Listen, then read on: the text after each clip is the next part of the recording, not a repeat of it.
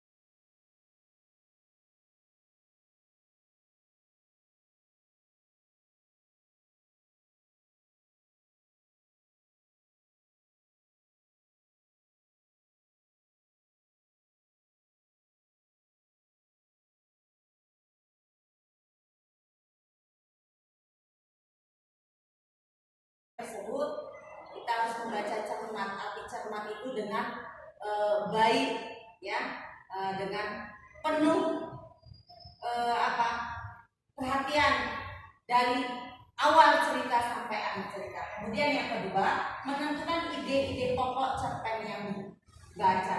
Menentukan ide adalah gagasan-gagasan pokok dari sebuah cerpen yang dibaca, ya. Kemudian yang ketiga adalah mengembangkan ide-ide pokok dengan kalimat sendiri sehingga menjadi cerpen yang menarik. Nah, kemudian ide-ide pokok itu kita kembangkan anak-anak, ya, dengan kalimat kita sendiri. Karena apa? Karena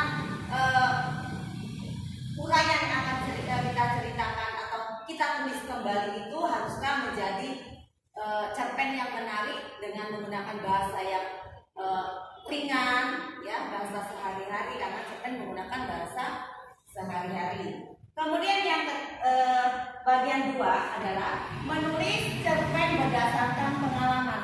Nah, anak-anak, kalau kita ingin membuat sebuah cerpen, karena cerpen ini bisa kita dapat inspirasinya dari diri kita, pengalaman orang atau cerita orang lain, ya. Di situ secara garis besar langkah-langkah menulis cerpen berdasarkan pengalaman nyata, yaitu sebagai berikut, ya. Pengalaman nyata di sini katanya. Pertama, menyiapkan peristiwa menarik yang akan dijadikan dasar cerpen. Menyiapkan peristiwa, carilah cerita-cerita yang menarik untuk seusia kamu, ya. Cerita apa yang menarik, nah itu kita ambil sebuah cerita atau tema. Kemudian yang kedua, menyusun urutan peristiwa dalam bentuk kerangka. Nah, anak-anak ibu, di dalam membuat sebuah cerpen, ya, supaya cerpen itu sesuai alur ceritanya, kita tidak lupa menggunakan alur, karena alur adalah kerangka adalah bentuk alur katanya, ya. Alur adalah jalan cerita, ya, dari mulai pengenalan, ya kan? Kemudian ada komplikasi, kemudian ada resolusi. Kemudian yang ketiga, mengembangkan kerangka alur menjadi cerita. Nah, dibuatlah anak-anak ibu kerangka alurnya supaya apa? Supaya memudahkan kita membuat dalam sebuah cerita tersebut. Supaya apa? Jangan nanti di awal paragraf pertama 2, 3, 4, 5 sudah diterangkan atau diceritakan. Jangan sampai nanti di paragraf ke-12 atau ke-13, 15 muncul lagi cerita itu atau uraian cerpen tersebut. Nah, itu terjadi apa ya namanya ya? Kebingungan pembaca nanti, ya. Nah, itulah. Kemudian kerangka cerita adalah garis besar cerita yang akan ditulis. Kerangka cerita adalah garis besar atau bagian penjelasan dari isi cerita. Kemudian yang berikutnya, manfaat kerangka cerita antara lain. Nah, anak-anak, manfaat kerangka cerita. Apa manfaatnya? Satu, sebagai panduan penulis. Seorang penulis, apakah dia memang seorang pengarang atau kamu mulai menjadi pengarang, dia harus memperhatikan kerangka.